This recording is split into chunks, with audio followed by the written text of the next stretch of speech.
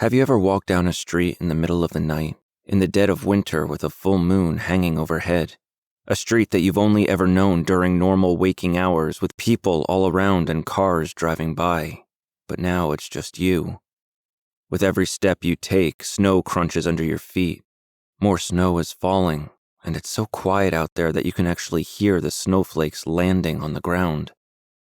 The quiet has a sharpness to it. Every snow-covered surface reflects the moonlight, and the world is glowing blue. You see that street every day, and you barely notice it. Yet when you're out there alone in the cold and the snow, it feels like you've never been there before in your life. That's how it was that night. I was out there just walking, thinking, trying to clear my head, trying to sort through the stories and characters and worlds inside my mind because they wouldn't let me sleep. This has always been my curse. I have the imagination of a writer, but I don't have the skill with words or the patience to put those stories down on paper, so they play like movies in my mind, movies that only I will ever see. That night on the street, one of those stories was driving me crazy. It was so vivid that I could see it there projected onto the snow-covered ground. I could hear the characters whispering to each other in the distance, and I guess that maybe I was muttering their words under my breath. I must have said something, because as I walked, I heard someone behind me chuckle. When I turned around, he said, "There is a fine line between insanity and being a writer." I didn't know this man. He was old, so old that his skin looked waxy and thin. The blue glow of the moon and the shadows around his eyes didn't help to make him look any younger, or healthier for that matter. He was dressed in an old suit that might have fit him once, but now it hung off his body. In some ways, he looked like a child, wearing his father's clothes. No coat, no gloves or scarf.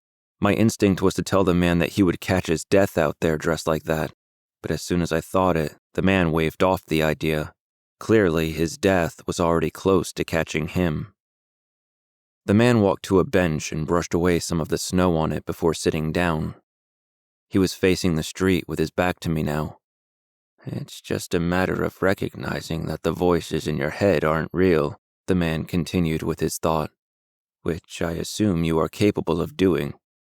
"And yet they threaten to drive me mad nonetheless," I replied, though in far less poetic words, as I walked around the bench to look at the man.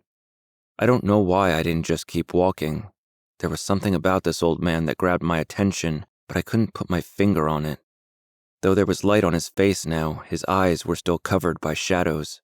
I could see only a hint of a reflection in them, and everything else was black. The man brushed away some of the snow that had fallen on his legs since he sat down, and then placed his hands in his lap as he looked up to the sky. "Stories, both real or fiction, are quite alive, I think. They're embers glowing and drifting into the air. Some can ignite a raging fire while others fade into nothing. Imagine the number of stories not just forgotten, but all those stories never told," the man said. "Everyone has a novel in their desk drawer," I replied with a smirk. The man almost smiled in response, but the humor quickly faded. How did he know that I'd been thinking of a story? Even if I was muttering to myself, surely he couldn't have gotten much of what I was saying. "The stories have been my life for so long that little else remains," the old man told me. "And now I suppose I'll learn how the first story ends." That thought hung in the air as snow continued to fall around us and I continued to freeze, yet the old man didn't appear to feel a thing. He straightened up just a bit and nodded as he said, "It's time. Nobody likes a story that outlives its welcome. It's time for mine to end, just as all the others ended before me." "Others?" I asked. "Stories deserve to live, if only for a moment. They deserve to be told, if only once. And that's what I do," he explained. Thinking that I was catching on, I said, "You're a writer," but the old man brushed off the idea, just as he had brushed the snow off of his lap. "Nothing so simple," he said. "You see, all of those stories, buried in desk drawers or stuck inside the mind of someone who will never write it, are entire worlds that are never given a chance to exist. Those stories find their way to me, and I tell them."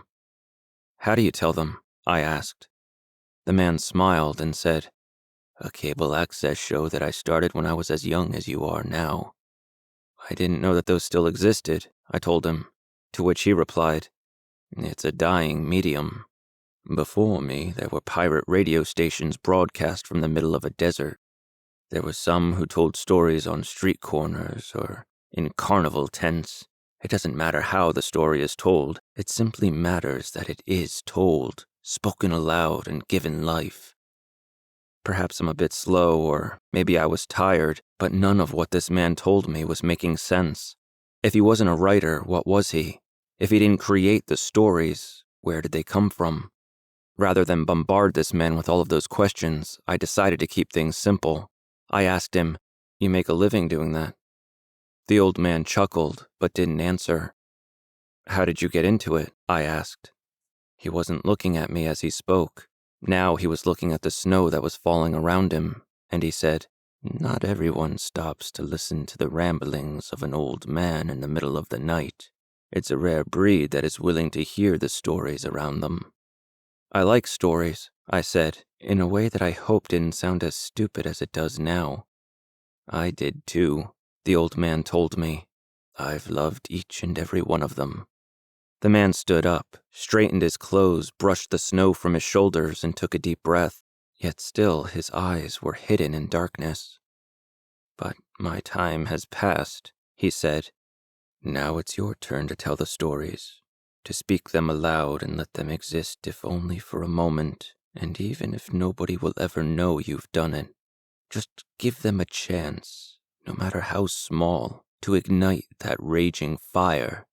Tell them until you have none left to tell, and someone new takes your place." I didn't know what he meant, but I pretended that I did. We made our pleasant goodbyes, and the old man walked into the night in the direction opposite of where I was going. And that was it. A strange conversation on a strange night, but nothing more. It almost felt like a dream, until a package arrived on my doorstep 2 weeks later with my name on it. No address, no return address. Just a package containing a few handwritten pages. These pages, an old man's final story, and my first. I don't know how often these stories will come or how long they'll be. What I do know is that when I get them, I will tell them. I will put them out into the world, even if nobody is there to hear. I will give them their chance. This is what I do now. This is what I am. I am the voice of the Embers.